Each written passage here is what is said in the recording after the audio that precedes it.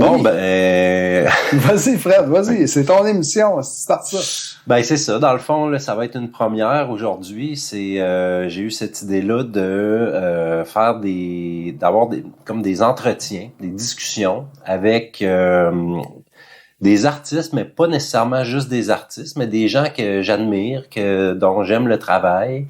Puis peut-être éventuellement, ça sera aussi avec des amis scientifiques ou peu importe. Mais là, aujourd'hui, t'es mon premier cobaye, Pépé, que tout le monde connaît sous le nom de Pépé et sa guitare. Ben oui, ben oui. Ouais, c'est ça. Puis je trouverais ça intéressant d'avoir une discussion. Tu sais, c'est vraiment un échange. Puis c'est pas, je veux pas qu'on fasse ça nécessairement sous forme. En fait, il y a pas de forme. Tu sais, j'ai décidé que ça allait prendre la tangente que ça allait prendre avec les différents invités. Puis, mais tu sais, toi puis moi, on est amis. Puis, j'aime ton travail. Je sais que tu apprécies le mien aussi. Mais une affaire que je me suis rendu compte, puis c'est que on jase beaucoup d'art, puis on jase beaucoup de la vie, puis de la philosophie en général. Puis, fait que j'aimerais ça t'amener un peu vers ça tantôt, notamment, bien sûr, la musique, là, c'est quelque chose qui nous rapproche beaucoup, mais aussi, peut-être même un peu à ma surprise, là, mais récemment, on jase énormément de cinéma, toi et Oui, ben oui. Je suis pas un geek de film, mais comparé aux gens que je côtoie en général, tu sais, j'ai tout le temps l'air d'un geek parce que je parle tout le temps de films que personne connaît, puis mais quand je tombe dans une table de gens qui sont vraiment des cinéphiles, qui ont étudié là-dedans, tu sais, finalement, je réalise que je connais rien. Mais oui, tu sais, on a quand même des goûts similaires, là, tu sais, que souvent, tu sais, à la date, tu me recommandes des films, puis je trippe tout le temps, puis c'est très différent, tu sais, t'es capable de... T'as compris que ce que j'aime d'un film, c'est que ça soit bon, dans le sens que c'est surprenant, ça se démarque. C'est pas juste un style, le monde qui sont encore dans « Ah, moi j'aime les films d'horreur » ou « Moi j'aime les comédies ». Moi j'aime un bon film, une comédie de poche. Après avoir écouté un mauvais film, toi tu te sens tout de même... Quand j'essaye un nouveau film, puis que je trouve ça mauvais, mais que je me suis quand même rendu à la fin, j'ai comme un sentiment, comme mes chakras sont désalignés, puis là, je file pas bien, puis je suis comme frustré d'avoir perdu ce temps-là précieux de ma vie que j'ai accordé à une œuvre d'art qui m'a rien apporté. Puis là, soit que souvent, je vais me réécouter un bon vieux film que je sais que c'est bon. En fait, c'est tout le temps ça que je fais. Parce que pour me rappeler que, ben oui, je suis pas fou, il y a des bons films, puis tu sais, oui, c'est une question de goût, mais tu sais, il y a vraiment... C'est rare, un Christy de bons films, c'est précieux. T'sais. Ben vraiment, moi je trouve que c'est précieux. Puis moi je me suis rendu compte, tu sais, moi j'écoute des films depuis que je suis enfant. Là, tu sais, c'est vraiment, ça a même un côté. Je dirais que tu sais, avec mes parents adorent le cinéma, puis c'est vraiment ce qui nous rapproche le plus. Tu sais. Je pense qu'on a beaucoup communiqué à travers les films, à travers les expériences qu'on a vécues, empathiques, à travers des films qu'on a écoutés. Fait qu'il y a comme bien des discussions, par exemple, que j'ai pas eues avec mes parents dans la vie, mais que dans le non-dit d'avoir écouté un film ensemble... Qui traitait d'un sujet. Ou même encore aujourd'hui où j'écoute un film, puis je dis à mes parents, tu sais, hey, écoutez ça.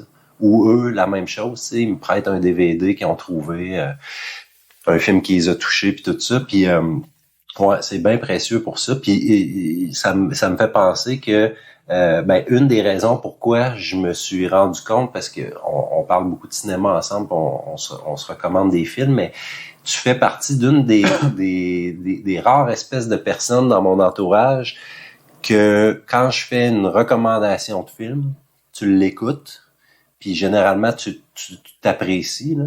J'ai plein d'amis qui aiment le cinéma, mais tu sais, ça, c'est comme tout le monde aime le cinéma, puis tout le monde aime la musique. Là, mais en vérité, il y a comme une petite poignée de personnes avec qui je partage autant mon amour du cinéma, puis aussi les mêmes genres de... Tu sais, comme quand j'aime un film, je sais que je pense que tu vas l'aimer, Même chose que je sais que mes parents vont l'aimer, que mon frère l'aimerait. Puis mon ex, avec qui j'ai été pendant longtemps, qui a aussi qui aime aussi le bon cinéma. Puis je pense que ce qui nous intéresse, tout le monde, dans nous autres, dans les films, c'est le récit, tu sais, c'est que ça soit bien écrit au final, puis que ça raconte quelque chose. Mais il faut que tout soit bon.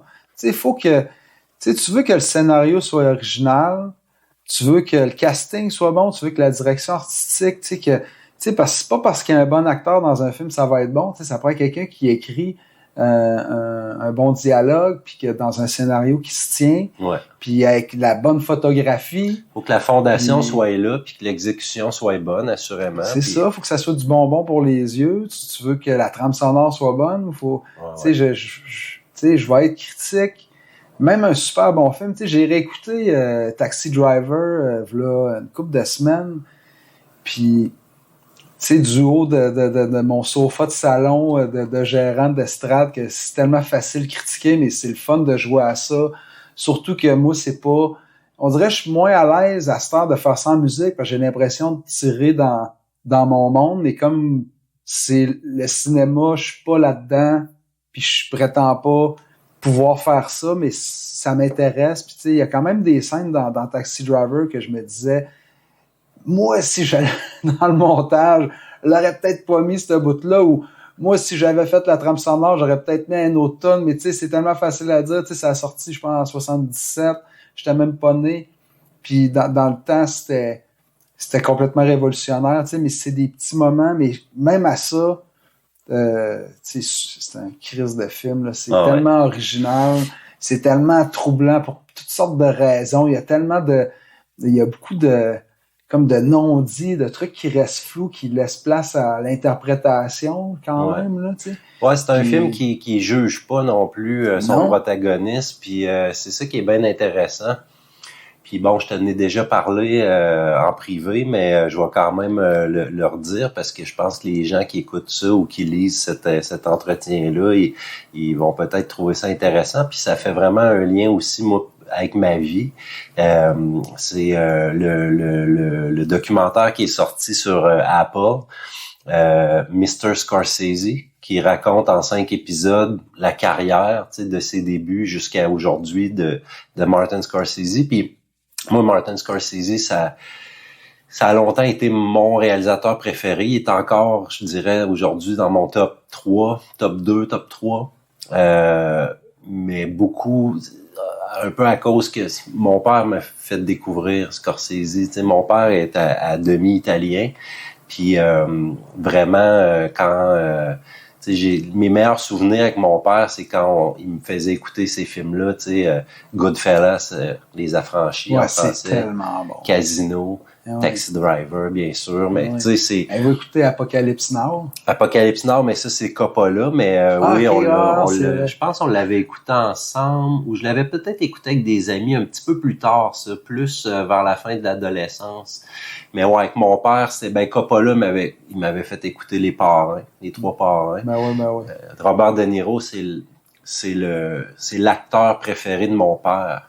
Puis il y a un film, entre autres, justement, qui s'appelle, qui est un excellent film, je sais pas si tu l'as déjà vu, qui est pas réalisé par Martin Scorsese, mais qui est un peu dans la même lignée. C'est This Boy's Life. Puis ça, c'est un des premiers films de Leonardo DiCaprio. Puis De Niro, là-dedans, joue son beau-père, puis c'est un beau-père violent, puis DiCaprio, c'est un jeune sensible, puis en tout cas, ça se passe des années 50. Christy de bonne trame sonore. Moi, je réalise aussi que mon amour de la musique a beaucoup passé par le cinéma. Je suis un maniaque, ça, je pense que c'est pas tout le monde qui connaît ça de moi, mais moi, je pense que mon style musical préféré, c'est le doo-wop. Fait que c'est l'espèce de rock des années 50, là, tu sais. Je suis un maniaque des Beatles, puis d'un paquet d'affaires, puis ça, je pense que le monde le sait par rapport au portrait que j'ai fait, là, mais le doo-wop, toute cette musique-là, très 50s, très malt shop. Ouais, c'est ça, on a un amour partagé de ça. Fait que oui, j'ai définitivement les trames sonores. Mais j'ai tellement découvert de musique à travers les films, là, tellement de... Parce que, tu sais, moi, j'avais un grand frère qui m'impressionnait bien gros, tu sais, comme la plupart des grands frères, tu sais. Puis, à un moment donné, lui, il avait des chums qui faisaient écouter de la musique métal. Puis, il est arrivé avec cette influence-là, tu sais, que le métal, c'est la musique ultime. Tu sais, c'était à une époque où c'était le métal dominait tout. Oui, c'est très découpé au couteau. C'est facile à comprendre pour un kid. Le kid que j'étais, ça va vite, mais c'est tout bien drette. Je comprenais tout. C'est de la performance. Puis j'ai capoté là-dessus parce que j'aime la musique, mais pendant longtemps, j'ai pensé que j'aimais le métal. Puis là, quand j'aimais d'autres types de musique, ça te sortait de ton groupe d'appartenance. Hein. Mais ouais, fait que j'osais pas trop en parler. C'était comme des plaisirs coupables qu'on appelle, mais je déteste cette expression-là. Pourquoi on se sentirait coupable d'avoir du plaisir, tu sais? Mais c'était ça, tu sais. Je me rappelle avoir trippé sur des tunes pop rock. Tu sais, moi, j'écoutais Pour Some Sugar on Me, puis j'aimais ça, tu sais. Je trouvais que c'était une bonne tune rock, puis que je comprenais pourquoi le monde aimait ça, mais je gardais ça pour moi, tu sais. Mais tu vas voir un film, puis ça te fait écouter de la musique, mais bien plus loin que, tu sais, parce que, tu sais, mettons, Pour Some Sugar on Me, c'est loin de Metallica, mais pour du monde qui écoute de la musique classique, c'est toute la même affaire, ces deux affaires-là que je viens de te nommer, là, tu sais. Ouais. Fait que t'arrives dans un film, des fois, puis tu fais écouter de la musique que t'avais jamais écoutée, puis là, vu que c'est amené dans, tu sais, avec une émotion qui t'est présentée, avec une mise en scène, puis là, il se passe de quoi dans le film, puis là, t'attaches cette chanson-là à une émotion que tu vis par procuration avec les personnages que tu vis dans le film. Puis finalement, ça devient comme une espèce de nostalgie d'un moment que t'as pas vécu vraiment. Fait que tu l'as vécu par procuration du film puis des personnages. Puis ça devient ta toune, puis tu fais juste écouter la toune, puis on dirait que tu deviens le héros du film. Puis moi, je pense c'est tellement important la musique dans un film. Mais ça. Puis tu sais, moi, je pense à Where Is My Mind des Pixies dans la fin de Fight Club. Quelle scène incroyable, quelle poésie, tu sais, ultime. Cette chanson-là est parfaitement placée. Puis ça aussi, justement, ce que j'aime beaucoup dans le cinéma, dans l'utilisation de la musique, c'est l'espèce de dichotomie, l'espèce de contraste qu'il peut avoir entre, par exemple, David Lynch faisait ça beaucoup dans ses films, une espèce de ballade 50s, puis là, il y a quelque chose de bien étrange qui se passe à l'écran, où Kubrick utilisait beaucoup la musique aussi d'une façon extrêmement originale, puis Scorsese, des contrastes là, tu sais, comme un clash avec la musique fit pas, mais elle fit tellement pas que finalement c'est ça qui fait que c'est génial. Ouais, puis tu sais, il y a tellement de façons d'utiliser la musique. Justement, je reviens encore à Scorsese. La plupart de la musique dans ses films, souvent, elle a un caractère historique aussi. Mais par exemple, quand il raconte son enfance, la violence dans le quartier, puis tout ça, puis exemple, je sais pas moi, 2 thugs qui se mettent à battre à mort quelqu'un sur le coin de la rue, mais qu'en même temps, il y a une tune 50 super happy qui joue, tu sais. Puis à quel point, par exemple, un gars comme Tarantino a repris ça, puis a poussé ce concept-là d'un point de vue un peu postmoderne, tu sais. Je veux dire, des Réservoir Dogs, c'était ça, avec la scène de coupage d'oreilles avec Michael Madsen. Fait que non, c'est ça, la musique a une place extrêmement importante, puis le cinéma aussi, puis le cinéma est... La musique rend le film comme accessible, mais après ça, le film devient une méga pub pour la musique. C'est comme c'est une collaboration parfaite, musique et film. Là. C'est vraiment, le film aide énormément. Tu sais, Spielberg dit, la moitié de mon film, c'est la musique. Tu sais. Enlève la musique de mes films sont pas écoutables. Tu sais, c'est vraiment la musique qui suggère l'émotion, tu sais, qui vient supporter, mais après ça, t'as envie d'écouter cette musique-là, puis tu sais, parce que la plupart des gens qui sont pas cinéphiles vont pas réécouter le même film 2 fois, tu sais. Ou bien ils vont voir leur film qu'ils aiment depuis tout le temps, puis c'est leur comfort movie que là, ils reviennent tout le temps. Tu sais, mais comme, tu sais, mon père, mettons, lui, il voulait voir tous les James Bond. Tu sais, il n'y avait pas un James Bond qu'il allait pas voir. C'est ça. Mais à un moment donné, tu sais, je disais, hey, on se réécoute ça un James Bond. Il fait, ah non, je l'ai déjà vu. Puis je fais, ouais, mais pas, t'es quand même conscient que c'est tout le temps la même affaire d'un James Bond à l'autre, tu sais, c'est la même histoire, là, tu sais, même si c'est tout le temps la même affaire. Mais moi aussi, j'aime ça, James Bond, mais des fois, c'est en écoutant un bon. Puis des fois, des réécouter, moi, j'ai mes préférés à cette heure. Depuis un bout, mes préférés. Tu sais, le monde se demande le temps, c'est qui ton James Bond préféré? Moi, j'ai plus de James Bond préféré. Moi, je les aime toutes. Aujourd'hui, je suis rendu à ce stade-là dans ma vie que j'aime tous les acteurs de James Bond. Puis le meilleur James Bond, c'est tout le temps le premier de chaque acteur. Tu t'approches ça à un moment donné, comme, tu sais, parce que c'est du feel-good movie, là, c'est tellement easy, c'est du bonbon, là, tu sais, James Bond, là, tu sais, c'est vraiment, tu te déplugues le cerveau, là, puis tu t'en vas dans des lieux exotiques, il y a du beau monde dans des endroits extraordinaires, les trucs technologiques, les chars, pis ci, pis ça. C'est comme une espèce de ride de Disney World, tu sais, aller voir James Bond. Mais le premier, c'est là qu'ils présentent un nouvel acteur, fait qu'il faut qu'il casse de quoi. Fait que qu'est-ce qu'ils font? Ils mettent la gomme dans le scénario pour avoir un vrai bon film, que le monde fasse voir, puis qu'il faut qu'on l'aime, là, cet acteur-là. Puis un coup que le monde a acheté cet acteur-là, là, il cheap ses scénarios, puis les suites de ces acteurs-là sont souvent vraiment moins bons. Fait que je te dis, Sean Connery, il en a une coupe, parce que c'est lui qui en a fait le plus, tu sais. Fait qu'il y en a plus qu'un de bon. C'est lui qui en a fait le plus? Je sais pas. Je suis pas mal ça. Les autres, ils en ont tous fait 3, 4. Ouais. Puis lui, il en a fait... Roger Moore en a fait pas bien plus, en aussi.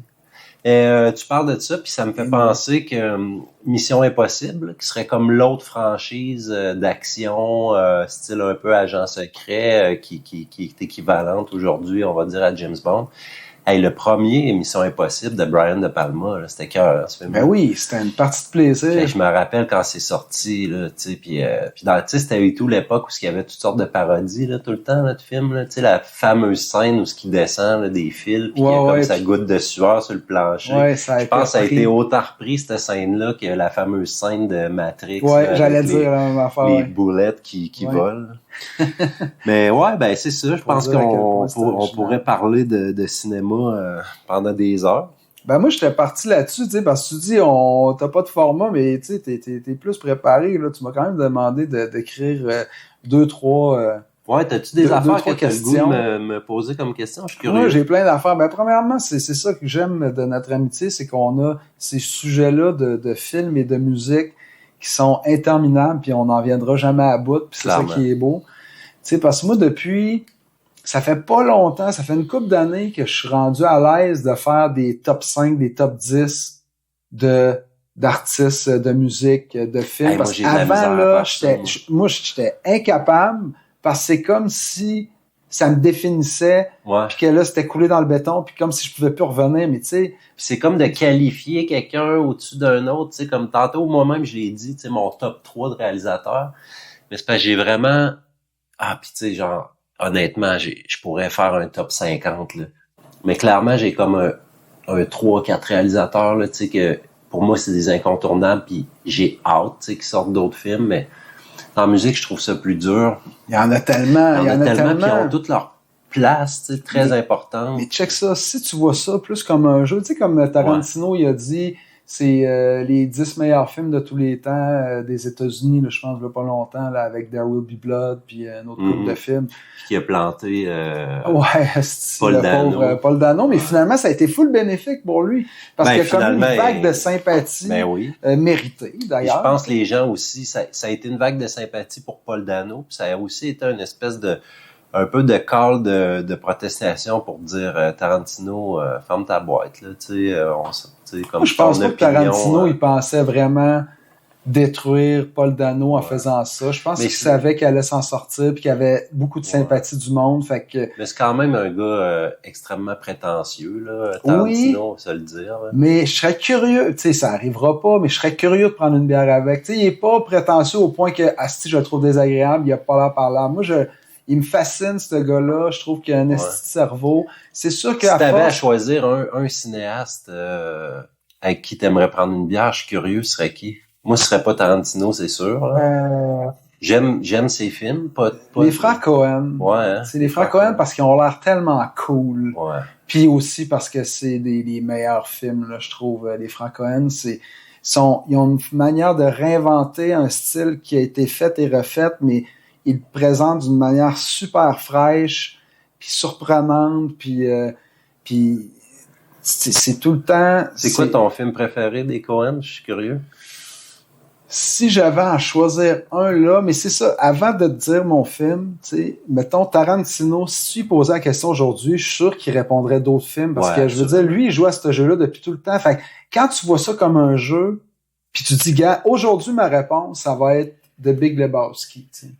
Peut-être que si tu me le demandes dans 2 ans, ça prochain, va être ça va peut-être No Country for Old Men, peut-être, ou Fargo. Ouais, exactement, tu sais, qui sont des films extraordinaires, mais mettons, aujourd'hui, j'ai envie de te dire Big Lebowski, parce que, mais tu sais, je pourrais te trouver des raisons, mais je trouve que ça fit avec toi, Big Lebowski. Fun, Big Lebowski, ce qu'il y a de génial à ce film-là, que pour moi, à chaque fois que je l'écoute, je le trouve plus drôle que la dernière fois, puis j'en reviens pas. Puis la beauté aussi, tu sais, visuelle, c'est du bonbon pour les yeux dans un esti de salon de quai. C'est tellement beau. Puis c'est leur meilleure trame sonore. La meilleure trame sonore de n'importe quel film des frères Coen, selon moi. Tu sais, le narrateur, l'acteur là, qui fait la narration, puis qu'on le voit à la fin, le cowboy au bord, là, tout est parfait. Puis c'est un film sur... Moi, en tout cas, de la manière que je l'ai interprété, c'est que c'est un film sur le malentendu. C'est du monde qui se comprenne pas, comme ça arrive tout le temps dans la vie partout, mais que les choses se passent pareil, puis que quelque part, on s'en calisse, mais qu'il y a une évolution pareille des personnages, puis toutes les règles de base du cinéma, que, tu sais, le personnage, tu sais, faut qu'il change. Il y a un petit changement pareil à la fin, mais... Non, il veut rien savoir, lui, il change pas bien. Non, il change pas, le doute change pas, c'est vrai. Puis on veut pas qu'il change non plus. Non. Tu sais, ce gars-là, il a pas de quête. Sa quête, c'est d'être lui-même à 100%. Ouais. Puis de chiller. Ouais. Comment il dit ça? Il fit parfaitement dans son époque, comme il dit le narrateur. Là, c'est un gars qui fitait parfaitement à son époque, comment il était bien dans sortir avec ses gougounes transparentes, avec sa robe de chambre pour aller s'acheter du lait, puis il ouvre le lait, puis il sent. White Russian. Puis on sent des White Russian. Puis c'est du bonbon, puis c'est du monde qui se gueule après, qui se comprennent pas, malentendu par-dessus malentendu, puis finalement, ce qui a l'air bien banal, finalement, devient une petite journée complètement débile. Tout ça à cause de son maudit tout tapis. Est parfait, tu sais, ouais. Il veut avoir son tapis. À cause qu'il y a un gars qui a le même nom que lui. Tu sais, ça commence avec ça, c'est qu'il y a un gars qui a le même nom que lui. Fait qu'à cause de ça, il débarque chez eux, il se fait péter à la gueule, puis il se fait pisser sur son tapis, puis là, il fait « Hey, là, ça se passera pas de même. This aggression will not stand. » Puis ça, tu sais, dans le fond, quand tu le réécoutes, des fois, tu t'en rends pas compte du premier coup, mais tu sais, il va à l'épicerie acheter son lait, puis la madame à la caisse, tu sais, elle a la petite TV, puis elle écoute les nouvelles. Puis là, c'est George Bush senior, tu sais, « This aggression will not stand. » Tu vois, c'est un gars, c'est juste une éponge qui entend des expressions, puis il réutilise ça comme si c'était son propre vocabulaire, tu sais, the dude abides, tu sais, puis c'est rempli de répliques. À chaque fois que tu les écoutes, c'est de plus en plus de la musique à mes oreilles. Puis toute la performance de tout le monde, tu sais, James Belushi, comment, tu sais, il fait une espèce de rôle tellement en arrière, puis tu sais, c'est un Christ d'acteur incroyable, mais il est parfait dans son rôle de un peu le sous-fif qui se fait boulier tout le long. Steve Buscemi. Steve Buscemi. Ah, qu'est-ce que j'ai dit? James Belushi. J'étais loin en esti. Fait que Steve Buscemi, qui était écœurant là-dedans, finalement, tu te rends compte à la fin. Attention, spoiler, ceux qui l'ont pas écouté. Mais tu sais, t'arrives à la fin et tu réalises que c'est un surfeur qui a fait le tour du monde, puis que Chris, il aurait dû l'écouter, les deux assassinés sur des esti-niaiseries tout le temps. Puis lui, il était cool, puis il essayait d'embarquer dans la conversation tout le temps. « Shut the fuck up, Donnie, you're out of your element. » Puis à la fin, oui, il était un surfeur, il avait remporté des concours, il a fait le tour du monde. Il fait un fucking cool gars qui aurait eu sûrement plein d'anecdotes croustillantes, juteuses, avoir des discussions des philosophiques. Tu sais, il devait être vraiment plus sage. C'était le plus sage de toute la gang. Mais... c'est la voix de la raison dans ce film-là. Mais tu sais, lui, il allait jouer au pool, il allait jouer au hockey avec ces gars-là, puis Jesus, c'est dans son saut de mauve, puis la toune, tu sais, Hotel California des, pas des Los Lobos, des Gypsy King. Ouais, c'est tellement bon. Tout est délicieux, là. C'est juste, tu sais, feel good movie par excellence. Quand j'ai envie de me replacer chakra puis de filer bien, puis d'avoir il y a pratiquement pas de violence dans le film. Il y en a juste assez pour que ça soit croustillant, que ça soit pas plate, mais c'est vraiment comme un film léger, là, mais en même temps deep. Puis, je sais pas, tous les acteurs, man, Diane Moore? Julianne Moore. Julianne Moore, je suis mauvais dans son espèce de personnage d'artiste contemporaine. Elle est parfaite, là. Ah ouais, c'est bon. Elle est tellement hot, c'est une bonne parodie, puis c'est ça, c'est cartoon, là, à mort. Tous les personnages sont hyper cartoon, là. John Goodman est incroyable. Incroyable. Le vieux grincheux millionnaire qui s'appelle aussi Lebowski, tu sais. Puis le Phil Seymour Philippe Seymour Hoffman. Ouais. Tu sais, je vais tout escamoter non à soir. Mais c'est ça, Philippe Seymour Hoffman qui fait un rôle ultra secondaire, mais il est parfait, là, tu sais. Puis tout est intriguant, puis fucké, puis j'adore ce film-là. Puis c'est ça, c'est temps-ci, je reviens aux vieux films. J'aime ça les films, ça va pas trop vite ces temps-ci, là. J'aime bien les trucs que tu prends le temps d'installer l'intrigue, puis de te laisser t'imprégner de ce qui se passe. Tu sais, je suis tanné des films là, que ça va trop vite, puis que ça change de prise de vue à toutes les 2 secondes. Peut-être que je vieillis. Je suis assez cool. Ben, en même temps, tu sais, un bon film comme, ben là, on parle des frères Coen, mais, tu sais, c'est ça, c'est des films qui se tiennent, qui sont bien articulés, qui ont une assise solide aussi, fait que ça a pas l'air d'un truc hyper saturé. Ça se joue pas dans les artifices non plus que certains blockbusters. On est dans une époque où il y a beaucoup de remakes, puis il reste qu'il y a des bons films qui se font encore aujourd'hui, là, mais j'avais lu à un moment donné, il y a quelques années, que je sais plus c'est combien de studios, mais disons les 5-6 major studios, là, dans les années 90, ils produisaient quelque chose comme 250 films par année à la gang. Calvaire, hein? Ouais. Puis ils disaient qu'aujourd'hui, c'est moins de 100. Wow! Puis le style de film qui est disparu, vraiment, c'est beaucoup ou presque disparu, là. C'est presque juste des petits films indépendants à cette heure qui vont dans cette direction-là, mais c'est un peu les comédies dramatiques. Puis moi, ça, c'est un style que j'aime vraiment beaucoup. Puis tu parlais de feel-good movie. Moi, un de mes feel-good movies, c'est Parfum de femme, Scent of a Woman. Oui, ben oui. Al Pacino là-dedans. Excuse-moi, attends, je vais tousser. Ok, pardon. Moi, c'est un film auquel je reviens souvent. Puis, tu sais, je l'ai vu. Je pense que c'est sorti en 94. Puis, tu sais, j'ai vu ça, j'avais comme 10 ou 11 ans.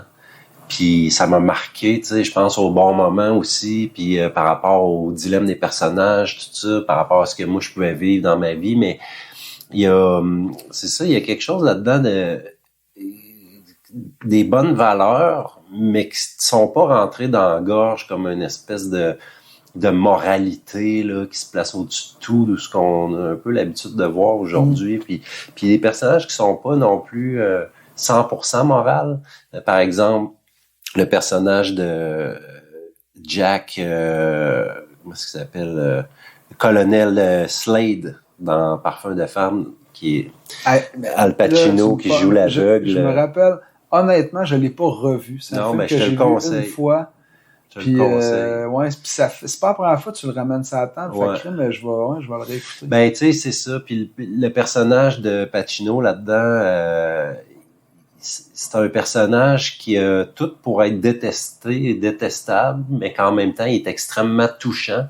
Puis t'arrives à la fin du film, puis tu l'adores, tu sais. Puis moi, j'aime les personnages comme ça. Je me suis rendu compte qu'un de mes archétypes de personnages préférés, c'est l'espèce de vieux grincheux qui est aigri par la vie, qui a eu de difficile, puis qu'il y a tout le temps un personnage plus jeune, plus pur ou naïf qui arrive puis qui fait ressortir le bon de cette personne. Gran Torino, t'as dit un message. Gran Torino, c'est dans ce genre-là. C'est parfait. Je pense aussi à Saint Vincent avec Bill Murray. Très bon film aussi. Je vais le noter. Il y en a plein, là, mais ouais, moi je pense que je suis un futur vieux grincheux en devenir. Un vieux grincheux qui gagne à être connu. Exact. Saint-Vincent, puis ouais, Parfum de femme, ouais, si tu veux noter ça. Ouais, puis il y avait un compositeur, d'ailleurs, celui qui a fait la musique de Parfum de femme, qui est un compositeur que j'adore, Thomas Newman, qui a fait aussi, selon moi, une des plus belles trames sonores de films. Là. Je parle pas de bande sonore avec plein de tunes qui existent déjà, du blues, du rock'n'roll, tout ça, mais comme une bande sonore originale pour le film American Beauty. Beauté américaine avec Kevin Spacey. Quel bon film. Quelle trame sonore. Quelle trame sonore. Puis c'était tellement original aussi. C'est l'originalité de cette trame sonore-là. Un autre comédie dramatique. Tu sais, c'était un style où on voyait beaucoup des films comme ça aux Oscars là, dans les années 90. Beaucoup de grands acteurs. C'est des films qui sont bien écrits. Puis qui mettent l'acteur en valeur. Ouais. Puis ça, on en voit moins aujourd'hui. C'est le style, semble-t-il, qui aurait le plus souffert de des fusions de studios, puis du fait que les studios, à un moment donné, sont rentrés aussi cotés en bourse, puis que là, maintenant, il y a des actionnaires puis des groupes administratifs qui disent, ben nous autres, on veut faire du cash. Fait que, tu sais, si on fait un Avenger, il va nous coûter 300 millions, on va faire 700 millions de budget, de profit. C'est ça qu'on veut. Tu sais, c'est comme vendre la saucisse un peu. Ça, moi, ça me fait chier, honnêtement. Puis je suis pas un client pour ces films-là non plus, de toute façon. Alors qu'à l'époque, les années, si on revient encore des années 90, un gars comme Spielberg, lui, était capable de faire réellement un bon film, intelligent, qui était aussi un blockbuster crissement payant. Je pense à Jurassic Park, par exemple. Ou plutôt dans les années 70, Jaws, tu sais, ça a comme parti avec ça, là, Jaws, puis j'ai réécouté le premier Jaws, je pense l'année passée. C'est tellement bon. C'est bon, hein? Ah ouais, ce film est parfait. Ouais. Moi, je trouve que ça a vraiment bien vieilli. Tu sais, laisse faire le bout que tu vois que le requin, il est fake, mais en même temps, il montre tellement pas qu'il travaille dans le temps. Mais le scénario, moi, je trouve que c'est un film parfait, Jaws. Ouais. C'est un film parfait. Tu sais, il y avait peut-être pas besoin d'écouter la suite, là. Mais le premier Jaws, il est parfait, ce film-là. J'en profite pour faire une petite parenthèse. J'aime beaucoup Spielberg. Puis, tu sais, E.T., j'adore ça quand j'étais jeune, ce film-là. Puis, j'y reviens souvent. Mais un film plus récent de Spielberg que je me rends compte que les gens connaissent pas tant, qui ont pas tant que ça écouté, puis qui est écrit par les frères Coen. En fait, un des deux frères. C'est Bridge of Spies. Bridge of Spies, c'est vraiment bon. C'est avec Tom Hanks. Puis là-dedans, lui, c'est un avocat. Puis ça se passe je pense, c'est durant la guerre froide. Je pense dans les années 60. Puis il y a un espion soviétique qui est arrêté aux États-Unis. Je pense que c'est Mark Rylance qui joue. Excellent. Puis lui se trouve être comme son avocat. Puis c'est un excellent film. Tu sens l'écriture des Coen, puis leur intelligence, puis les blagues qui reviennent souvent. Tu remarqueras, les Coen ont tendance à avoir des gags dans leurs films qui reviennent 3 fois. Puis qu'à chaque fois qu'ils reviennent, tu sais, la première fois, c'est comme absurde. La deuxième fois, tu reconnais le gag, puis c'est drôle. Puis la troisième fois, il apporte une espèce de profondeur. Message. Ça, j'aime vraiment ça. Ah oui. Ouais, fait que, crème, on pourrait pas jaser de cinéma pendant longtemps, mais t'as-tu d'autres sujets que tu voulais... Ça finira plus si on s'embarque. Moi, j'allais te demander, tes illustrateurs préférés, mettons, au Québec. Mais ça, c'était juste pour se starter, mais après ça, si on parlait de faire des top 3 des artistes illustrateurs au Québec, on pourrait commencer avec ça. Puis sinon, tu peux y aller... c'est juste parce qu'au Québec, c'est le fun de dire ce qu'on a chez nous, mais si tu peux y aller où tu veux. Là. Ben, OK, je vais nommer... Qui t'ont influencé ou tu respectes beaucoup leur travail en ce moment? Ou... Vittorio, qui est un illustrateur italien, affichiste, montréalais, qui a fait, entre autres, la mascotte de Juste pour rire, la pochette aussi de Offenbach. Ben oui, bon, on reconnaît le style. Lui, il a fait un paquet d'affiches de films. Moi, j'aime beaucoup l'art de l'affiche, puis c'est beaucoup les Européens, puis surtout en Europe de l'Est qui ont développé ça beaucoup. Suite à la Deuxième Guerre mondiale, il y avait beaucoup d'excellents illustrateurs parce qu'il y avait une population qui était assez illettrée dans certains pays. Puis les illustrateurs étaient utilisés pour passer des messages, notamment durant la guerre, tu sais.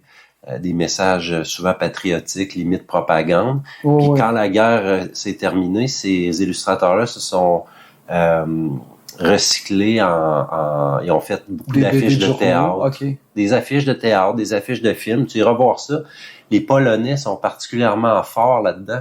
Puis c'est drôle parce que ils faisaient leur propre affiche, eux autres. Fait que par exemple, Star Wars, quand c'est sorti en 77, les Polonais faisaient leur propre affiche, mais tu sais, sans avoir vu le film. Fait que c'est vraiment drôle de voir comment l'espèce de vision qu'il y avait, puis c'est très artistique, puis c'est très schématisé, puis ça, j'aime bien ça. Fait que Vittorio, je trouve au Québec, c'est un peu l'équivalent de ces illustrateurs-là qu'on a eu au Québec.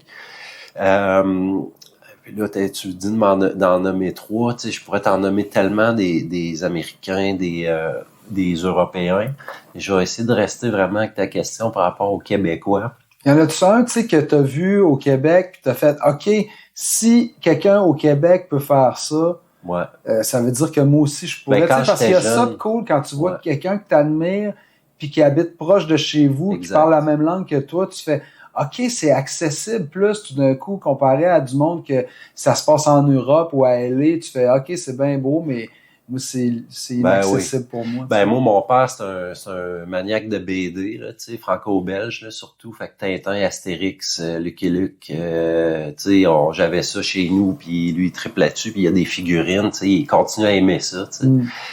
Mais il m'amenait au Festival de la BD de Québec. Puis moi, j'ai découvert Safarir à cause de ça. Fait que clairement, c'était tous les dessinateurs de Safarir. Ouais. Puis éventuellement, il y avait aussi des gars qui faisaient des fanzines. Moi, il y avait un fanzine à l'époque qui s'appelait Tabasco, qui avait été lancé à l'époque par Leaf Tand, Éric Asselin, c'est un gars de Québec. Puis c'était tellement original. Chaque fanzine publiait un fanzine par mois à peu près. Il y avait jamais le même format. À un moment donné, il y en avait un qui était super allongé, il y en a un autre qui était plus carré. Puis il y avait de l'inventivité là-dedans. C'était des fanzines qui coûtaient genre 50 cents, une pièce à imprimer, photocopier, puis après ça, ils vendaient ça comme 3-4 piastres. Puis il y avait un paquet de gars là-dedans qui dessinaient, puis c'était très humoristique. Moi, j'aimais beaucoup l'humour. Tu sais, à cette époque-là, moi, mes BDistes préférés, c'était Fred qui faisait Philémon, puis Gottlieb, genre. Tu sais, la rubrique à braque, tout ça. Fait que le Safarir, puis les gars de fanzine. Puis à un moment donné, c'est ça. J'étais allé là, puis je voyais ces gars-là, puis j'étais comme crime. Moi aussi, je suis capable de faire des fanzines. Puis j'ai stické là-dessus. Là, j'avais 13 ans, puis j'ai fait mon premier fanzine à 14 ans. Puis j'en ai fait un deuxième à 15 ans, puis à 16 ans. Puis tu sais, c'est de même moi que j'ai starté. Vraiment exactement à cause, comme tu dis. J'ai vu des gens, j'ai trouvé ça accessible. Puis aussi, j'allais leur parler à ces gens-là. Puis c'est drôle parce que, tu sais, ils m'ont reconnu, tu sais, après ça, quand je suis arrivé avec mes fanzines. Puis il y a eu une espèce de, pas un parrainage, là, entre guillemets, mais quand même, là, tu sais, à un moment donné, moi, j'ai revu ces gens-là des années plus tard, puis dire, tabarouette, frère, tu sais, t'as pas lâché, hein, c'est hot en crise, qu'est-ce que tu fais à cette heure? Puis tu sais, c'est cool, tu sais, puis il y a comme une espèce de fierté... ouais, c'est ça, comme des genres de parrains, si on peut dire. Ouais, ben fait que ouais, ce serait ça. Ce serait ça, je pense. Puis, mettons, tes 3 artistes musicaux, tu sais, parce que c'est quelle place a la musique, tu dirais, dans ton âme? On en a parlé un peu, ça, tantôt, tu disais que c'est comme... Ouais. Ben moi, contrairement à toi qui es musicien, moi, j'ai un avantage sur toi, c'est que moi, je dessine, fait que moi, je peux écouter de la musique en tout temps. Ouais. Fait que j'en écoute beaucoup. Mais si j'avais à nommer 3 artistes qui sont un peu des incontournables. Ben, mettons, les incontournables, c'est tout le temps le fun, mais souvent, c'est un peu les mêmes. Fait que, mettons, fais-moi 3 incontournables, parce que ça va sûrement être des classiques, Puis si tu pouvais m'en pitcher 3, mettons, plus récents, que tu trouves quand même cool, tu sais, parce que... Je vais quand même te nommer 3 incontournables parce qu'il y a une raison, c'est pas juste la musique, mais je pense que c'est beaucoup, moi, ce que j'aime des artistes, c'est beaucoup aussi leur attitude, leur personnalité. Fait que, tu sais, pour moi, Bob Dylan, John Lennon, Jean Leloup, c'est 3 artistes que, tu vois, moi, j'aimerais ça prendre bière avec eux autres. Ça m'est arrivé pour Leloup, mais pas pour Bob Dylan puis Lennon. Moi, j'ai jamais rencontré Leloup. Je l'ai même pas croisé dans la rue. Je sais que c'est que j'existe. Je suis pas mal sûr. Il produisait un disque avec des amis à moi. Puis on parlait de moi, puis Jean Leloup aurait dit « Ah ouais, Pépé, il est cool, lui. » Puis ça m'avait fait une fleur. Vous entendriez bien. Je suis sûr, j'en suis persuadé. Parce que, tu sais, le monde qui disent qu'ils le comprennent pas, qui est fucké en entrevue, pour vrai, aller réécouter les entrevues, là, il est pas si fucké que ça. Là. C'est les intervieweurs, des fois, qui sont un peu coincés. Puis nous, on se fait une idée de comment les gens se comportent à la TV. Puis lui, vu qu'il sortait du cadre, ben il nous déstabilisait. Puis des fois, mais puis là, d'un coup, au lieu que ça soit nous autres qui comprennent pas, c'est plus facile de dire « Ah, l'artiste fucké. » Il est fucké. Mais non, tu sais, il était super lucide. Il était très sensé. Puis je le trouve... c'est encore le fun d'écouter ces vieilles entrevues. Tu m'en as envoyé une, d'ailleurs, un matin. Je l'ai réécouté, puis tu sais, c'était délicieux. Ben, c'est des artistes intègres qui ont une voix forte, une poésie forte, puis qui ont... je trouve c'est des résistants de la vie, qui est pas toujours facile, puis eux, c'est des têtes de cochon. Des anticonformistes. Puis en même temps, des grands sensibles, puis des poètes. Fait que Lennon, Dylan, Leloup. Et les 3 sont vraiment business aussi. Ah oui, c'est vrai, très business. Ben oui, très business. Ouais. Ils ont compris la patente, puis c'est important de l'être, tu sais, je veux dire. Ils ont compris comment faire jaser, nourrir la légende, le mystère, etc. Oui, absolument. Absolument. Puis là, tu m'as demandé des trucs plus récents. Si tu veux, des trucs plus récents. Moi, j'aime bien dans les affaires, dans la musique québécoise récente, là, moi, j'aime bien Comment de bord. Comment t'écris ça? Je connais même pas ça. Comme ça se dit, Comment de bord. Comment de bord. C'est super bon. C'est une gang de musiciens. C'est des bons musiciens. Là, c'est du monde, je pense, ils ont vraiment étudié en musique. Puis, à un moment donné, ils se sont dit, gars, on se tape un trip, puis ça va un peu dans tous les sens. Un côté folk, un côté rock. C'est super bon. Une des guitaristes dans ce band-là, elle joue aussi dans le band punk. C'est un band de filles qui s'appelle No Bro. No Bro. En un mot, N-O-B-R-O. C'est bon, man. C'est un bon band. Fait penser que... C'est du punk rock? Mais tu connais-tu Le Tigre? Le band... Je connais le nom, mais dans le fond, je connais pas leur musique. Ouais, c'est bon, man. T'iras écouter ça. Bon, t'es 3, man. Ouais, je pense, vite de même. Ouais, moi, je prends tout ça en note, là. Je vais avoir plein de stocks à regarder, à lire, puis à écouter. Merveilleux. C'est une bonne idée. Fait que comment... Espace de, espace bar. Comment de bar, en 2 mots. D-E-B-O-R-D. Tu sais, comme on dit, mais comment de bar. Ah ouais. Puis ils ont 2 ou 3 albums. Puis super bon. Puis sinon, mon gros coup de cœur des dernières années, ben là, en plus, c'est un ami, là. Surtout un bon ami à toi, mais c'est devenu quand même un ami aussi, mais c'est Louis-Philippe Gingras. Sérieux. Hey. C'est brillant, c'est drôle. C'est touchant. C'est touchant. Ça a la qualité poétique et humoristique d'un gars comme Plume, je trouve. 100%. Puis en plus, c'est un esti de bon musicien. Il est extraordinaire, ce gars-là. Il a un talent fou.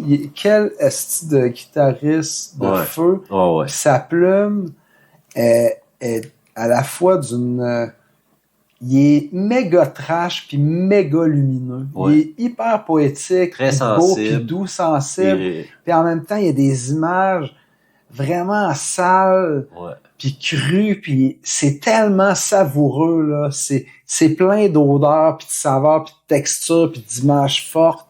C'est jamais plate.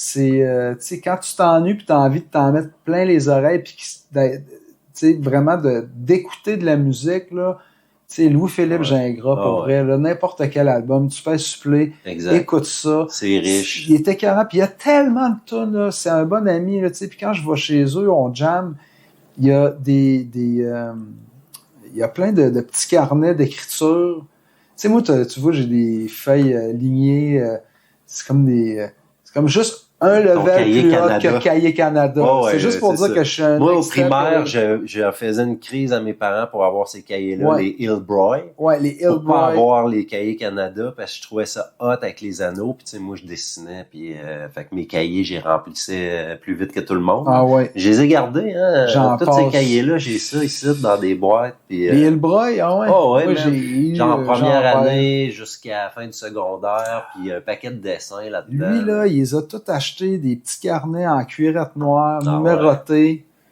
Puis là, un moment donné, une journée d'été, on va chiller sur le perron, on sort des cigarettes puis de la bière, puis là, il sort un de ses carnets, puis là, il ouvre ça au hasard, puis là, il y a les accords notés au-dessus, puis là, en checkant les paroles, puis les accords, puis là, ça y revient comme « Ah ouais, t'es bonne celle-là! » Puis c'est hot que le gars, il est capable de reconnaître.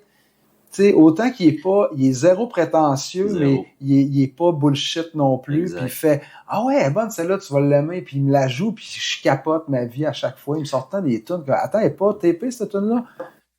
Faut être capable en tant qu'artiste de reconnaître quand on fait de quoi de bon, tu sais. Puis c'est pas d'être prétentieux. Puis souvent, moi j'ai remarqué, puis j'en ai rencontré beaucoup là, des artistes dans ma vie. Puis ceux qui sont les plus prétentieux, c'est rarement les meilleurs. Hein.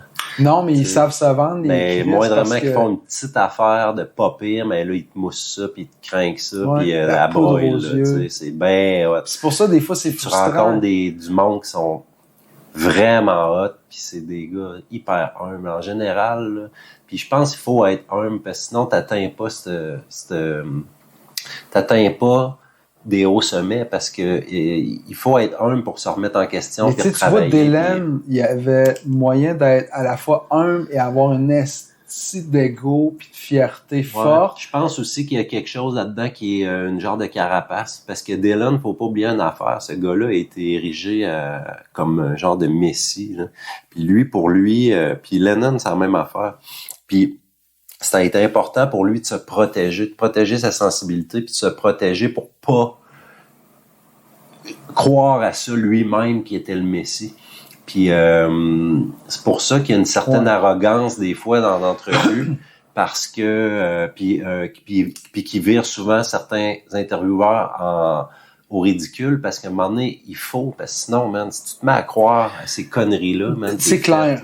C'est clair. Mais Dylan, c'est un exemple à part. Fait que c'est peut-être pas un bon exemple, mais tu sais, mettons, tu sais, c'est à un moment donné, il faut quand même reconnaître, quand tu fais ce métier-là de musicien, tu sais, oui, il faut que tu sois humble, mais faut pas, tu sais, la fausse humilité, ça m'écoeure. Ouais, c'est la pire affaire. Fait que quelqu'un, tu sais, qui fait semblant, qui se trouve mauvais, mais tu sens qu'il veut juste que l'on dise, non, t'es bon, t'es beau, t'es fin. Ouais. Non, tu sais, laisse faire ça. Fait qu'il faut quand même, tu sais, mon ami Jérôme Casabon, tu sais, qui est un auteur que j'aime beaucoup. Ouais, que je connais bien aussi. Tu sais, il a une bonne plume, il compte des bonnes histoires, puis à un moment donné, il se fait appeler pour la voix. Puis lui, dans son...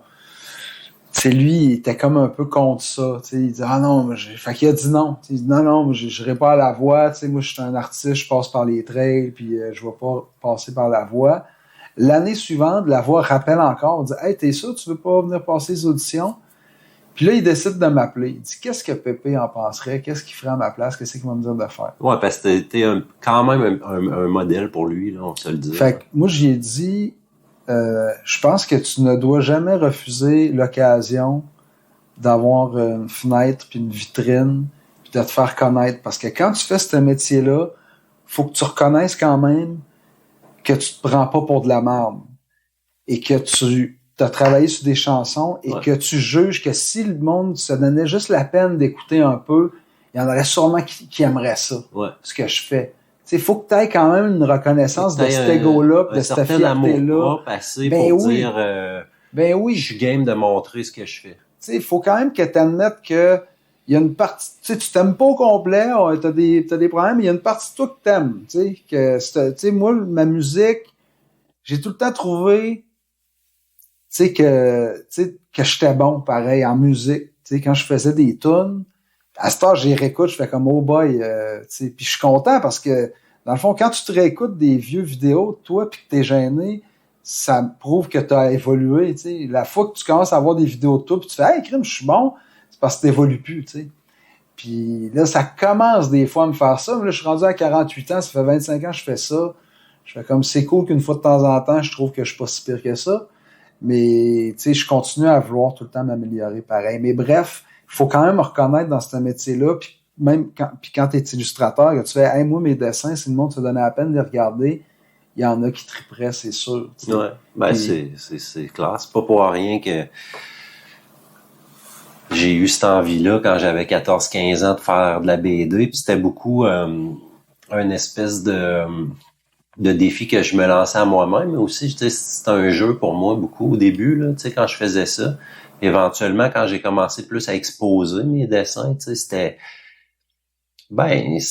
comme de dire gars, moi j'ai fait ça, puis il va y avoir du monde qui vont peut-être aimer ça. Puis tu sais, longtemps, j'étais aussi dans une mentalité de faut que j'en fasse pour m'améliorer puis devenir meilleur. Fait que j'avais pas de honte à montrer mes affaires. J'attendais pas que ça soit parfait. Tu sais, je les montrais. Là, je suis rendu là. Puis à chaque fois que j'en faisais, je m'améliorais. Tu sais. Puis les portraits, c'était beaucoup ça. J'avais commencé à faire ça pour le fun parce que je me disais c'est un bon sujet pour améliorer mes skills, là, tu sais, d'illustration, de dessin, de couleur, tout ça. Tu sais. Puis c'est le fun parce qu'il y a un paquet de monde qui ont apprécié ça, tu sais, assez pour dire crème, hey, j'en ai vendu en tabarouette de ces dessins-là, puis tu sais, moi, je suis le premier surpris, là, tu sais, puis j'en ai vendu. Mais ça, c'est une autre affaire aussi, tu sais, tu dis que tu montrais tout de suite, ça n'a pas été long que tu montrais ce que tu faisais, mais tu montrais pas tout, tu sais, t'en jetais, puis à un moment donné, t'en faisais un, tu fais, oh shit! Ouais. Ça, j'aime ça, ce que je vois, tu sais. Je montrais mes meilleurs parce que j'étais fier de moi, tu sais. C'est comme à l'époque aussi, un petit peu avant que je commence à dessiner, moi je joue au basket, puis je t'en ai déjà parlé, mais moi j'ai eu un accident quand j'étais jeune, je me suis fait frapper par fait que tu sais, par un truck, puis un miraculé, là. Ouais, t'es un miraculé. C'est ton bicycle a passé en dessous du truck, puis toi, miraculeusement, t'as revolé sur le poteau. J'étais poqué, j'étais magané, puis il y a eu certaines séquelles, pas si graves, ça paraît pas, personne ne s'en rend compte, mais exemple, moi, on te le dit pas, là. Mais... ça paraît. Mais il a fallu que j'arrête de jouer au basket, tu sais. Puis ça me gossait parce que moi, tu sais, mon nom c'est Jourdain, puis Michael Jordan, tu sais, je disais c'était mon oncle américain, là, tu sais, je l'aimais beaucoup, tu sais, puis c'était en tout cas, alors, finalement j'ai flippé ça. Moi, je voulais être musicien, c'était ce que je voulais faire le plus. Puis j'avais plein d'amis qui étaient musiciens, mais moi j'avais de la facilité, puis avec le dessin, puis ce que je trouvais le fun, c'est que je pouvais le faire tout seul chez nous, tu sais, fait que il y avait ce côté-là, c'est un peu à cause de ça, j'étais allé vers ça. Puis quand j'y repense aujourd'hui, c'est drôle, hein, mais moi j'ai pas tant aimé l'école pour différentes raisons, là. Mais ce que j'ai le plus aimé à l'école, c'était quand on avait des compositions à écrire en français. Puis bon, j'avais jamais tellement des bonnes notes parce que des fois j'écrivais des affaires que les profs ça les brusquait un peu, mais j'aimais ça. Quand on avait une composition à faire, puis des fois je respectais pas tout à fait le thème ou tu sais je switchais, mais vraiment j'ai réalisé ça récemment en écrivant plus que dans le fond, moi ce que j'aime le plus là, c'est raconter des histoires. C'est vraiment ça. Le dessin, c'est juste une façon pour moi d'en raconter des histoires. Même quand c'est juste un portrait, ça raconte quelque chose. Fait que je pense... c'est différent. Ça, tu vois, c'est différent de moi parce que la musique, moi, j'ai tout le temps voulu faire de la musique. Puis à un moment donné, j'ai réalisé que quand tu mets une histoire sur une musique, là, les gens écoutent de la musique. Parce que dans le fond, le monde qui aime la musique, il y en a pas ben. Tu sais, il y a des gens qui, à une certaine période de leur vie, ils ont du temps pour écouter de la musique, sont à l'école, puis là, ils vivent leur premier amour, puis là, leur premier French, leur premier plein d'affaires, avec une trame sonore, puis là, ça va devenir cette musique-là qui va constituer comme 90% de toute la musique qu'ils vont écouter jusqu'au reste de leur jour. Ces gens-là, pour moi, ils aiment pas la musique, tu sais, ils aiment leur musique à eux, puis c'est bien correct, mais tu sais, moi, j'aime la musique, tu sais, j'en mange, c'est comme la nourriture essentielle pour mon âme, tu sais, mais fuck, c'est que je voulais en venir, donc. Mais toi, tu disais que toi, dans le fond, t'étais plus amoureux de la musique. Moi, j'étais vraiment amoureux de la musique. Fait que j'écris par comme nécessité, tu sais. De faire une tune. Je compose puis je joue. Non, c'est ça. Je compose puis je joue par nécessité parce que je peux pas faire autrement. Mais j'écris comme par contrainte. C'est comme ma job, c'est vraiment qu'il faut que je me botte le cul plus pour faire. Même si j'adore ça écrire, puis à chaque fois que je le fais, c'est hyper thérapeutique, puis j'en ressors vraiment grandi. Il reste que, tu sais, écrire des histoires, c'est comme, bon, qu'est-ce que je vais avoir encore à dire? Mais quand je trouve de quoi, à mes débuts, j'étais plus de même. J'écrivais des histoires, souvent c'était très humoristique, là. Ceux qui me suivent depuis longtemps, qui se rappellent de mes fanzines, c'était ça, là, tu sais, je popais des histoires pis des jokes, puis tu sais, je faisais une BD. Mon but, c'était d'avoir une histoire pour la dessiner. Aujourd'hui, c'est l'inverse. J'ai le goût d'être plus précieux envers le temps que j'accorde au dessin puis envers ce que je sors en dessin parce que j'ai le goût, ça c'est vraiment personnel à moi, là, puis par rapport à mon évolution artistique personnelle, mais j'ai vraiment le goût de raconter des histoires, de raconter des bonnes histoires, puis j'ai le goût que les dessins aident à ça.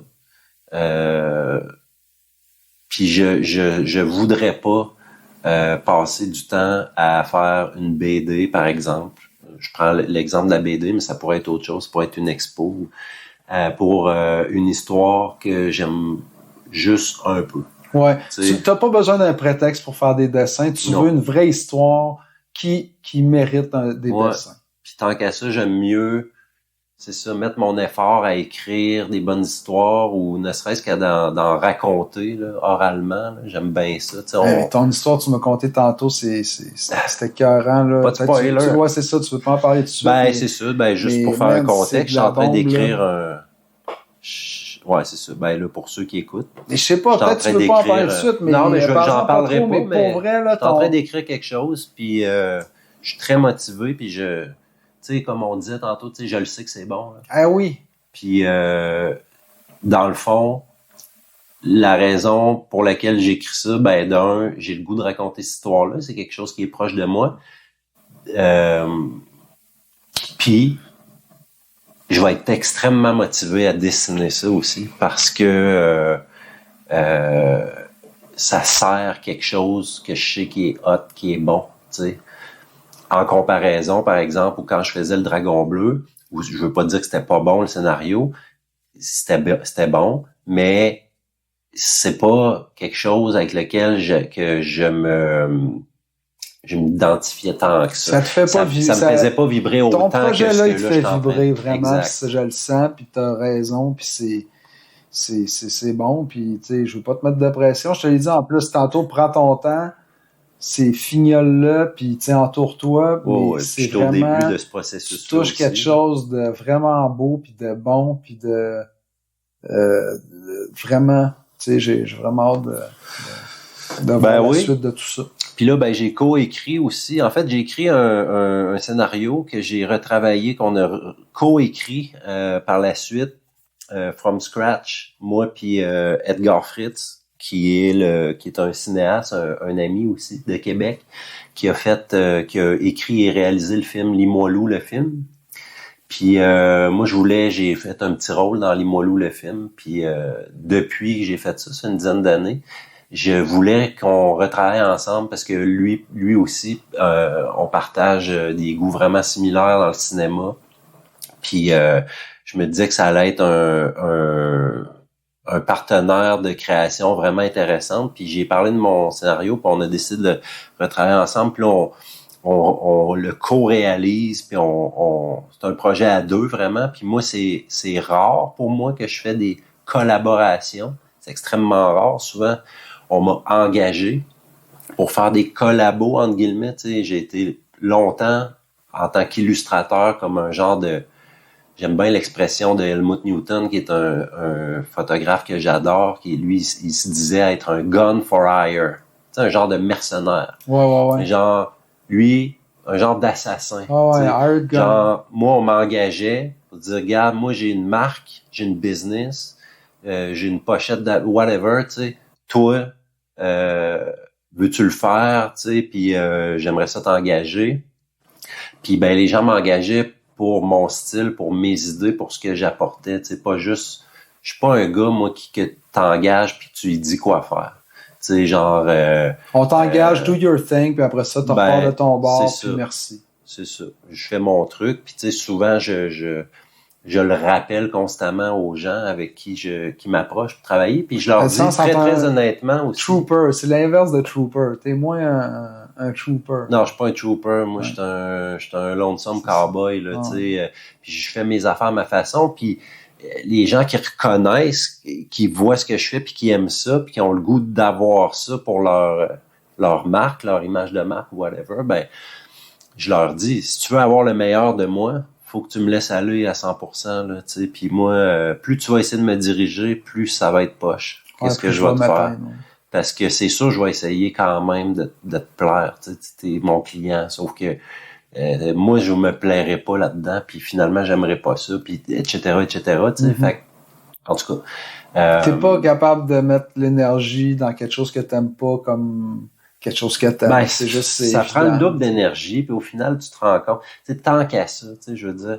Puis c'est une décision aussi que j'ai prise il y a quelques années d'arrêter de faire ça aussi. Ah oui. Puis tu sais, je fais vraiment moins de contrats qu'avant, là, tu sais, je veux dire, j'ai roulé là pendant un bout là, j'étais comme le gars un des gars en tout cas que je dis gars, j'étais un gars, mais tu sais, il y avait des filles aussi, mais un de ceux qui était beaucoup appelé là, tu sais, pour faire toutes sortes d'affaires, puis ben tu sais, j'étais tanné de ça, puis je me disais surtout, c'est comme OK, cool, tu sais, ça a été cool. Ça a été vu, ça a été apprécié, ça a été payant, mais qu'est-ce qui me reste après de tout ça versus quand je faisais à côté une couple d'affaires, tu sais, personnelles, puis au final, quand ça vient de moi, d'une espèce d'impulsion, ben je trouve que c'est tout le temps meilleur, puis surtout ça me nourrit. Plus. Pourquoi? Ben c'est ça. Pourquoi on a commencé à faire ce qu'on fait? Parce que ça nous amusait.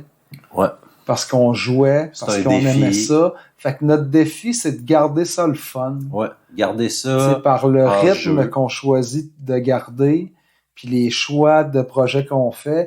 Tu sais, faire une toune, écrire une toune, composer la musique, la pratiquer pour qu'elle sonne bien, l'enregistrer, la mixer. C'est tellement de travail que, tu sais, puis de temps, puis d'argent, puis que tu fais... Faut que tu l'aimes, la toune. Ouais.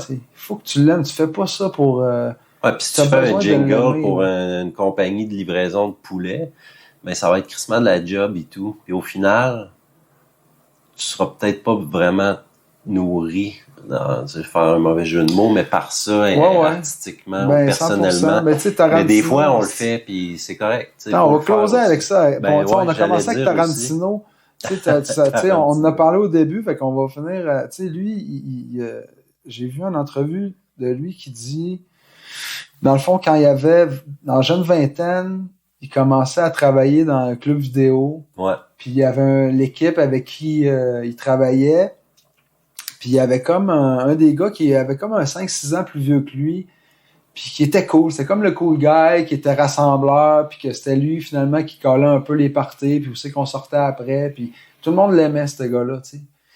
Puis à un moment donné, il s'est ramassé tout seul avec lui, puis il a dit, tu sais, moi, là, v'là 10 ans, là, je travaillais dans une autre place avec du monde exactement comme toi. Tu sais, puis tu sais, puis après ça, 5 ans après, j'ai retravaillé dans une autre place avec du monde exactement comme toi. Puis au fil du temps, le gars qui était comme le cool guy, il a comme commencé à s'éteindre. Il y avait comme une espèce d'aigreur qui s'était installée en lui. Il était comme plus heureux parce que, à un moment donné, ça le nourrissait plus son mode de vie, d'être le cool gars un peu batté qui s'en calisse, tu fais comme le personnage de Matthew McConaughey dans Dazed and Confused. Exactement. À un moment donné, ça va atteindre sa limite. Là, il est encore dans ses bonnes années dans Dazed and Confused, mais tu sais, ça va finir par chier. Tu le sais qu'il va piquer du nez après. Ça va être le déclin après ça. Puis là, lui, il a comme eu une révélation. C'est comme si, même le gars, il est en train d'essayer de me dire de quoi, là, je pense.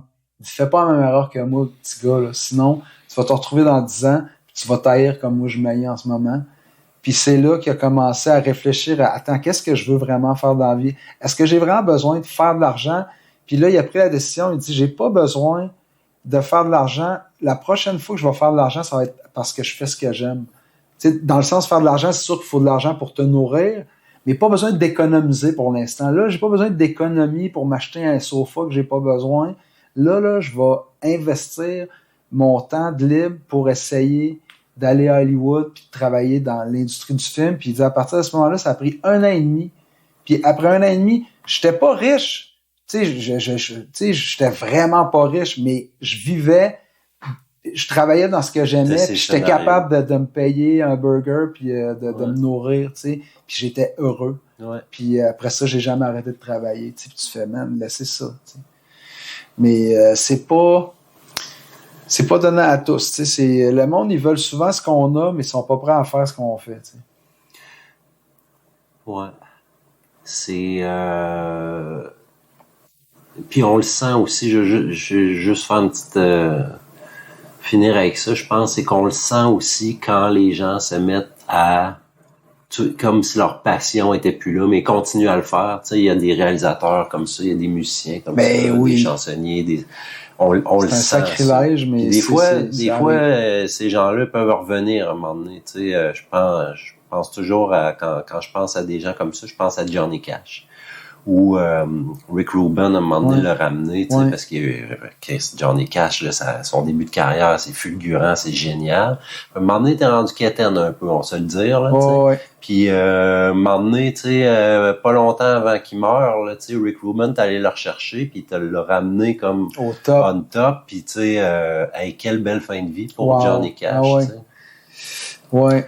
Fait que, c'est ce que je nous souhaite, Fred. On se souhaite... Hey, ça va être bien trop long, il va falloir que tu fasses du montage, puis on reviendra. Je pense pas si pire. On n'a même pas effleuré tous les sujets que je voulais aborder. On a parlé pendant 1h07 en ce moment, c'est vraiment pas si pire. Ah, très bien. On a été concis, moi je pense que c'est un bon format, puis oui, on va le refaire, ça te tente.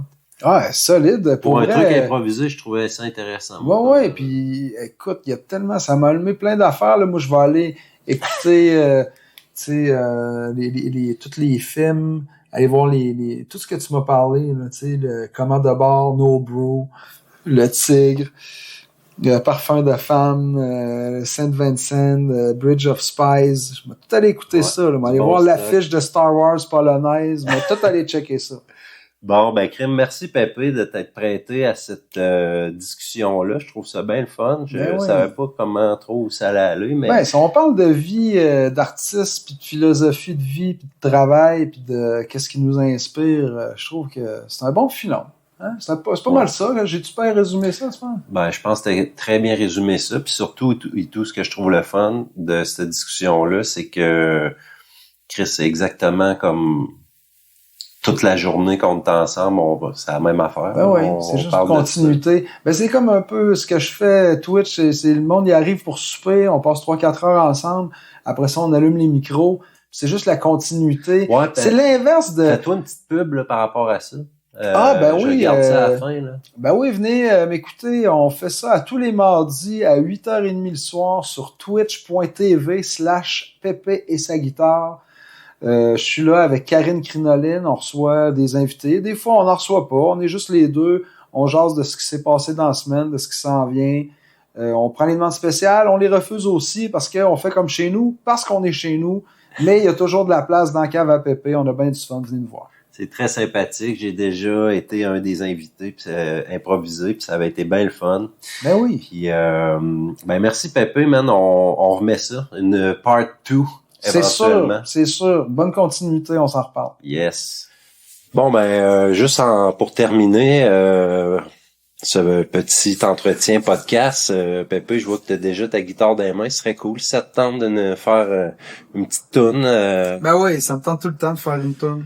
C'est pour ça que je traîne tout le temps ma guitare pas trop loin, mais là, c'est ta guitare. Ouais. Ça va bien, en plus. Fait que... Ma guitare de pawn shop, ben pas de pawn shop, j'ai acheté ça à Brocante, ici, pas loin, 25$. C'est une beauté parfaite. Faire une toune que j'ai faite avec Louis-Philippe Gingras, qu'on parlait justement tantôt. Une toune qui s'appelle Joutel.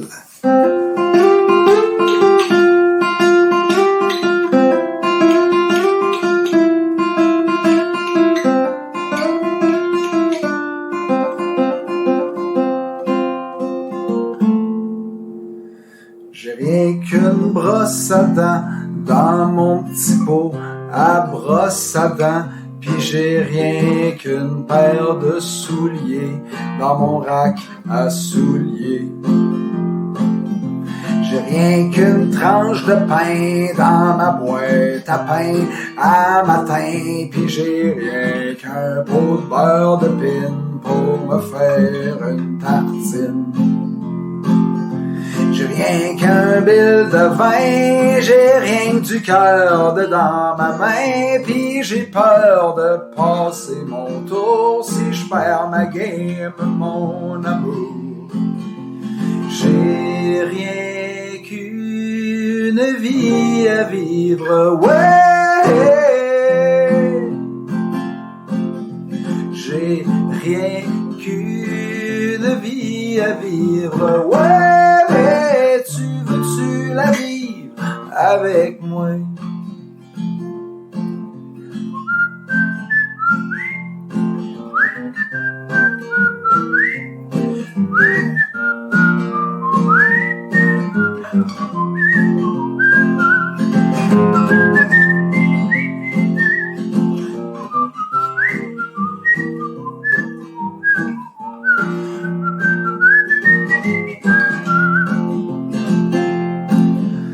Manger mes patates, mes œufs au feta, mes tomates, mes tomis, débordant dans mes caisses de guide de tournée. Moi, j'ai mangé tout le ciel, j'ai bu le lac, pis tes jartelles, pis là, j'suis tout seul à Joutel, j't'appelle d'une pas belle chambre d'hôtel. Bébé, j'ai perdu mes clés de char, perdu mes smokes, pis ma guitare, mais c'est pas grave, j'ai mon gazou, pis toi pour me souffler des mots doux. J'ai rien qu'une chose à dire, à soir il fait fret, pis j'soupire, aide-moi à pas perdre mon idée. J'ai rien qu'une vie, pis j'ai rien que toi. J'ai rien qu'une vie à vivre, ouais. J'ai rien qu'une vie à vivre, ouais. Tu veux-tu la vivre? Tu veux-tu la vivre? Tu veux-tu la vivre avec moi?